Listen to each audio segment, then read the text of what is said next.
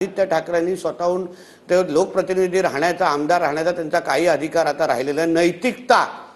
नैतिकतेच्या आधारावर त्यांनी खरं म्हणलं तर राजीनामा द्यावा। त्यांनी अशी भूमिका घेतली, अपेक्षित आहे, आता घेतील का नाही हा शेवटी त्यांचा आहे, पण अशी भूमिका घेतली की मी माझ्या पदाचा राजीनामा देतो आणि ह्या केसमध्ये मी स्वतःहून जाऊन अटक होतो, स्वतः इंट्रोगेशनच्या समोर जातो, सगळं काय सत्य बाहेर येऊन दे, जेणेकरून माझ्यावर लागलेला जो काय काळा ठपका आहे तो एकदाच पुसून जाऊन दे, अशी भूमिका आदित्य ठाकरेंनी घ्यावी असं माझं मत आहे।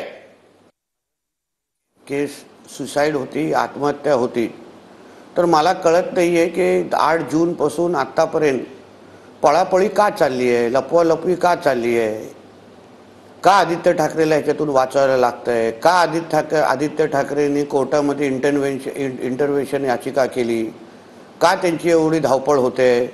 अगर सुसाईडच होती आणि त्याच्या वडील तेव्हा मुख्यमंत्री होते आणि त्याच्या ह्याच्यामध्ये काहीच इन्व्हॉल्वमेंट नाही, मग एवढी का पळापळ होते।